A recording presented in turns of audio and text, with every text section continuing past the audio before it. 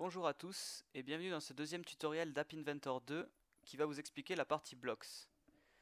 Donc précédemment on a mis deux éléments, un bouton et un label, et ici nous allons voir qu'il y a des fonctions qui permettent de lier en fait le design au programme.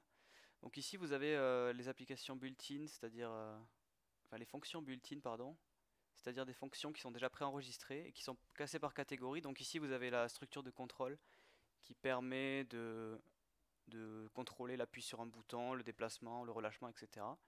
Ici, vous avez la partie logique, qui est le traitement de tout ce qui est structure booléenne, c'est-à-dire les vrais ou faux, comparer si deux valeurs sont vraies, deux valeurs sont fausses, etc. Ensuite, vous avez la partie math, c'est-à-dire tout ce qui concerne les nombres et les fonctions. Donc vous avez rendre un nombre égal à telle valeur, rendre un nombre égal à un autre nombre, additionner, soustraire, multiplier, diviser. Vous pouvez aussi choisir un nombre aléatoire entre deux valeurs. Vous pouvez ensuite prendre la racine carrée, la valeur absolue, le sinus, le cosinus et le modulo. Tout ce qui est, il y a vraiment beaucoup de choix.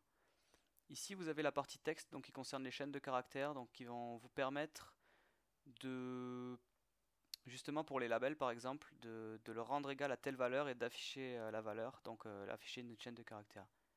Par exemple, ici, on va afficher bonjour. Donc voilà, ici, hop.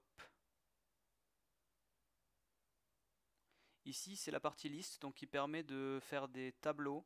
En programmation, on appelle ça des arrays, A2R, AY, c'est-à-dire une valeur qui va contenir plusieurs chaînes de caractères ou plusieurs nombres. Mais on s'en servira pas trop pour le moment, mais ceux qui sont intéressés, qui ont déjà programmé, pourront s'en servir.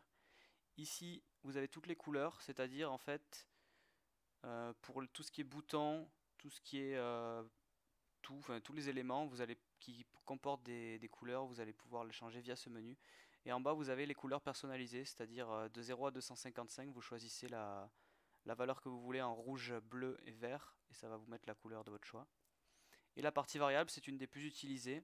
Donc on peut initialiser une variable, choisir reprendre sa valeur, réinitialiser sa valeur. Enfin, vous allez voir, on va se servir de ceci.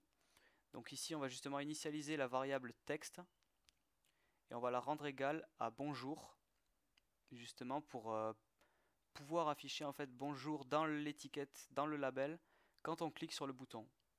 Donc notre structure en français, ça donnerait quand je clique sur le bouton, alors je rends la valeur de label égale à la valeur de la variable texte. Donc la variable texte qui vaut bonjour, donc ça aura pour effet d'afficher bonjour. Ici, donc on voit les éléments qu'on a posés dans la partie designer précédemment, dans le précédent tuto. Donc justement dans le bouton 1, vous avez les structures de contrôle comme je l'expliquais qui correspondent justement au bouton. Donc vous avez click, get focus, c'est-à-dire maintenir enfoncé, relâcher, cliquer. Et nous on a juste besoin de cliquer. Donc ici vous pouvez également changer la couleur de fond, changer si le bouton apparaît ou pas, si la police est en gras, etc. Justement avec les structures des fonctions logiques qui valent vrai ou faux, true ou false, que je quittais tout à l'heure en vert clair, et qui permettent de choisir si justement la police est en gras ou c'est au choix après. Donc nous allons dire que quand on clique sur le bouton, ici c'est la structure de contrôle, quand le bouton est cliqué, nous allons changer. Donc ici vous voyez label 1 c'est l'étiquette, et ici par exemple label 1 point background color, ça veut dire que c'est la couleur de fond de l'étiquette. Mais nous, ce qui nous intéresse, c'est le texte. Donc on sélectionne texte, et ici vous voyez qu'il demande une valeur. Une valeur, donc au début par défaut il y a écrit label 1 ou il n'y a rien écrit, je ne sais plus.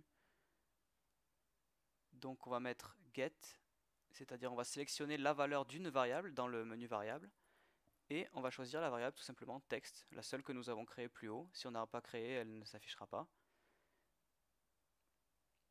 Et on va dire que si on va juste hop, lier les deux pièces du puzzle, ce qui veut dire que le programme comme ceci, quand on le lit, si on le dit en français, ça donne au début on initialise la variable globale texte à la valeur bonjour, et quand on va cliquer sur le bouton, alors on va remplacer le paramètre texte de l'étiquette, on va mettre la valeur dedans de la variable global text. Donc qui est bonjour, et ça va écrire bonjour en cliquant sur le bouton. Voilà, j'espère que vous avez bien compris. Nous allons maintenant passer au test.